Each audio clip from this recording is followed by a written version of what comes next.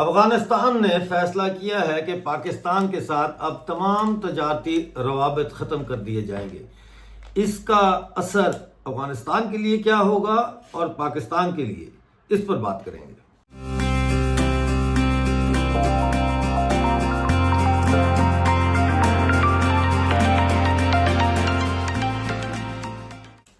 ناظرین، افغان پاک تجارت بند، ادویات کی درآمد سب سے پہلی چیز ہے جس کے اوپر ملا عبدالغنی برادر جو نائب وزیر اعظم برائے اقتصادی امور ہیں، deputy prime minister for economic affairs, انہوں نے کہا ہے کہ پاکستان اور افغان تاجروں کے لیے 3 مہینے کا ہم ٹائم دے رہے ہیں۔ 3 مہینے میں آپ اپنے معاملات آپس میں کر لیں، جو لین دین کرنا ہے، جو بھی کرنا ہے، اور 3 مہینے کے بعد پاکستان سے کوئی دوائی افغانستان میں نہیں آئے گی۔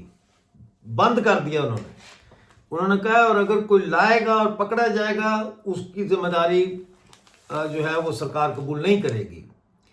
اب اس کا مطلب یہ ہوا کہ جس طرح میں نے 2-3 دن پہلے یہ بات کی تھی کہ افغانستان کا تجارتی راستہ پاکستان کے لیے اگر ہم ہمیشہ نہ بھی کہیں تو کافی عرصے کے لیے بند ہونے جا رہا ہے۔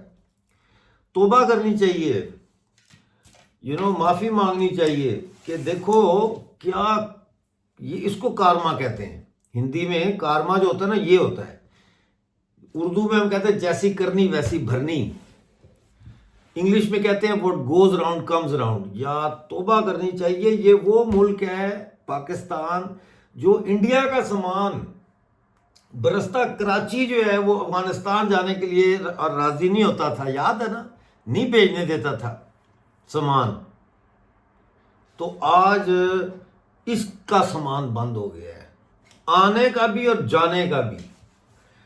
پاکستانی ادویات جو ہے یہ ایک بہت بڑی منڈی تھی افغانستان کی، بلکہ ابھی بھی ہے، 3 مہینے بھی ہیں، کیونکہ افغانستان خود تو اس طرح سے دوائیاں پروڈیوس نہیں کرتا، لیکن وہ پاکستان کی انڈسٹری پہ، جو بھی فارماسیوٹیکل انڈسٹری ہے پاکستان کی، اس کے اوپر انحصار کر رہا تھا۔ وہیں سے دوائیاں آتی تھی، سارا کچھ ہوتا تھا۔ لیکن آپ کو پتہ ہے کہ اس وقت ساؤتھ ایشیا میں سب سے سستی دوائیاں کہاں ملتی ہیں؟ بالکل صحیح آپ نے کہا، انڈیا میں سب سے سستی اس وقت اگر دوائیاں ہیں، پیراسیٹامول سے لے کر کینسر ٹریٹمنٹ کی ڈرگز تک، تو وہ ہندوستان میں ہندوستانیوں کو ملتی ہیں، باقی سب ملکوں میں انڈیا سے زیادہ مہنگی ہیں۔ لہٰذا اس کا مطلب یہ ہوا کہ اب افغانستان اپنی دوائیاں انہی 3 مہینوں کے اندر انڈیا سے بات چیت کے ذریعے انڈیا سے دوائیاں آئیں گی۔ ہائے ہائے ہائے ہائے، انڈیا سے دوائیاں آئیں گی براستہ چاہ بہار، سمجھ گئے؟ کیونکہ 2 دن پہلے جو افغان وزیر ہیں انہوں نے یہ کہا تھا کہ متبادل راستے تلاش کریں تجارت کے، اس پہ ڈپینڈ نہ کریں۔ تو اس کا مطلب یہ ہے کہ کراچی کی جو پورٹ ہے اس کی آمدنی بھی گئی، وہ بھی کم ہو جائے گی بہت زیادہ۔ جو تورخم اور چمن کے بارڈر سے یہ کما رہے تھے وہ بھی گیا، پاکستان جو کما رہا تھا وہ بھی گیا۔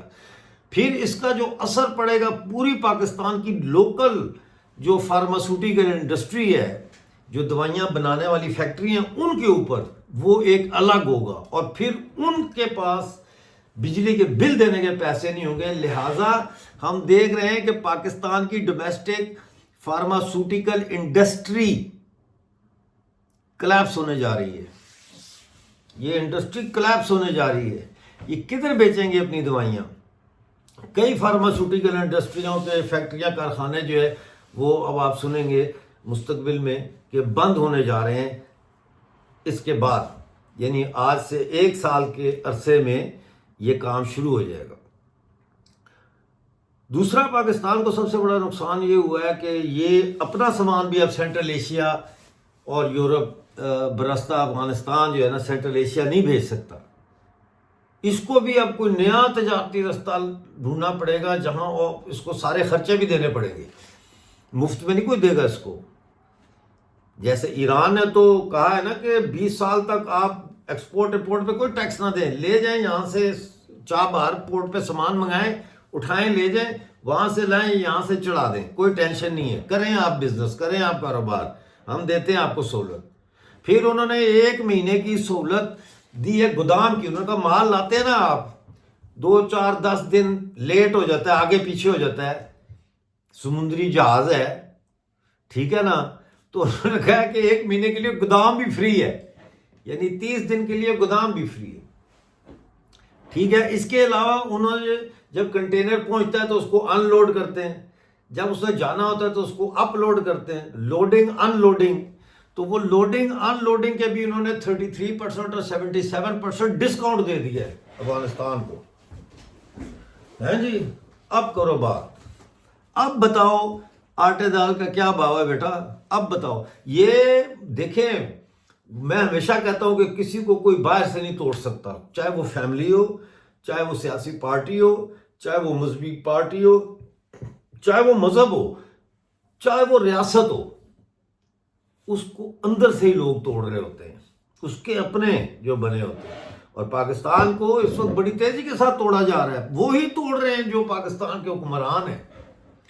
خواجہ آصف وہ کام کر رہا ہے جو ہم سوچ بھی نہیں سکتے تھے, یعنی کہ بیان پہ بیان دے کے پاکستان کو جنگ میں جھونکنے کے لیے لے کے جا رہا ہے.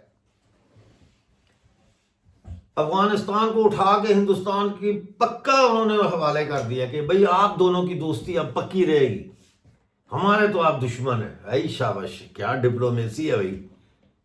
تو اب کیا ہوگا؟ یہ جو صورتحال ہے بڑی ہی دلچسپ پیدا ہو گئی ہے, بڑی دلچسپ. باقی تو آپ نے باتیں دوسرے یوٹیوب وغیرہ پہ سن لی ہوں گی. وہ جو ٹی ٹی پی کا جو طالبان کا وفد گیا تھا افغانستان کا ترکی میں, تو وہ کہہ رہے ہیں اب کہ جی انہوں نے ہمیں یہ کہا کہ آپ فتویٰ جاری کریں ٹی ٹی پی کے خلاف اور دہشت گردی کے خلاف. تو انہوں نے کہا کہ پہلی بات تو یہ ہے کہ جو شیخ ہیبت اللہ اخنزادہ ہیں وہ فتوے جاری نہیں کرتے, وہ اعلان جاری کرتے ہیں, وہ آرڈر دیتے ہیں, وہ امیر ہیں. تو فتویٰ جو ہے وہ دارالفتاویٰ کا کام ہے, وہ دیں اور آپ بھیجیں درخواست, اور وہ دیکھیں گے اس کو اور میرٹ کے اوپر فیصلہ کریں گے. تو اب یہ جو راز کھولا ہے نا کہ پاکستان ان سے کہہ رہا ہے کہ آپ فتویٰ جاری کریں ٹی ٹی پی کے خلاف, یہ رحمت اللہ نجیب صاحب نے خلاصہ کیا ہے, جو وہاں کے وزیر ہیں. یہی مجھ تک تو یہی اطلاع آئی ہے. تو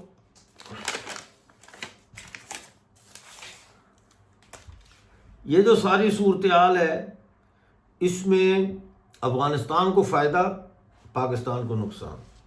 یہ کہہ رہے تھے بارڈر بند کرو, بارڈر بند کرو, روکو ٹی ٹی پی کو روکو. انہوں نے کہا ٹھہرو, پہلے تو یہ دوائیاں اور تجارت اور یہ سب روکو, یہ سب بکواس اٹھا کے لے جاؤ, چلو گیٹ آؤٹ. ان کو بولا پاکستان کو گیٹ آؤٹ, جاؤ ادھر کراچی کی پورٹ ہے تمہارے پاس, جاؤ قاسم پورٹ پہ جاؤ, ہمارا دماغ مت کھاؤ. نہ ہم تو لین کرتا ہے نہ دین کرتا ہے, بس نہ لینا نہ دینا, ختم. کیونکہ پٹھان اور افغان جو ہے نا وہ اس قسم کی چلاکیاں پسند نہیں کرتے. وہ سیدھا ہے, جو زبان ہے وہ زبان ہے. سمجھ آئی نا, میجورٹی کی بات کر رہا ہوں. تو اب پھنس گیا پاکستان, اب پاکستان پھنس گیا ہے. اوپر سے انہوں نے ٹوکا جو ہوتا ہے جس سے کاٹتے ہیں ایسے, ٹوکا وہ پکڑا دیا ہے, فل پکڑا دیا ہے عاصم منیر کے ہاتھ میں. اس کو چیف آف ڈیفنس فورسز بنا کے 5 سال کے لیے تو لے آئے ہیں نا. مطلب ہے جس دن اس کا اناؤنس ہوگا کہ جی یہ ڈیفنس فورسز کا چیف ہے, تو اس دن اس ڈیفنس فورس کے چیف کی جو پوسٹ ہے وہ 5 سال اس کی میعاد ہے. تو اس دن وہ نئی جاب پہ ہوگا اور وہ جاب کے 5 سال ہیں. یہ اس طرح چکر دیتے ہیں, ان سے جان نہیں چھڑائی جا سکتی, صرف انقلاب کے ذریعے چھڑائی جاتا ہے, اور کوئی راستہ نہیں ہے ان سے جان چھڑانے کا. یہ اپنے ہی قانون بناتے ہیں, اپنے ہی سے کھیلتے ہیں ایسے. تو ریاست نے اپنا جلاد بھی تیار کر لیا ہے. عاصم منیر جو ہے وہ اس کی شکل میں وہ تو جلاد ہی کا کام کر رہا ہے نا, فائنل. اور گریو ڈگرز, یہ پوری پارلیمنٹ اور سینٹ گریو ڈگرز ہیں. سمجھ آئی, یہ قبر کھودنے والوں میں سے ہیں, پاکستان کی قبر کھود رہے ہیں یہ.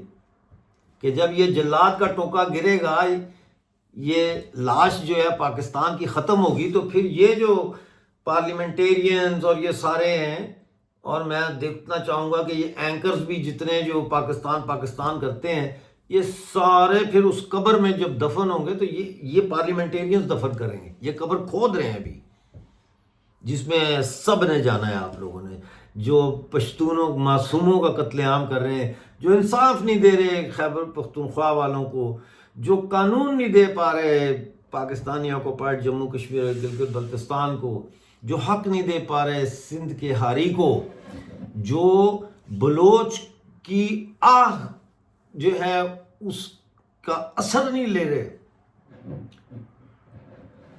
ہو بڑی بربادی آنے والی ہے سب کی. پاکستان کی بات کر رہا ہوں، پنجاب کی بات کر رہا ہوں. بھائی اب تو سب کہہ رہے ہیں کہ پنجاب کو ہٹ کرو. پنجاب میں نہیں کہہ رہا. کیا افغانیوں نے نہیں کہا کہ لاہور پہ حملہ ہوگا؟ لاہور نشانے پر ہے. پھر ٹی ٹی وی والوں نے نہیں دھماکہ کیے؟ ہر جگہ ہو رہے ہیں دھماکے. اسلام آباد کوئی آسمان پہ ہے؟ اسلام آباد بھی تو پوٹھوار میں ہی ہے نا.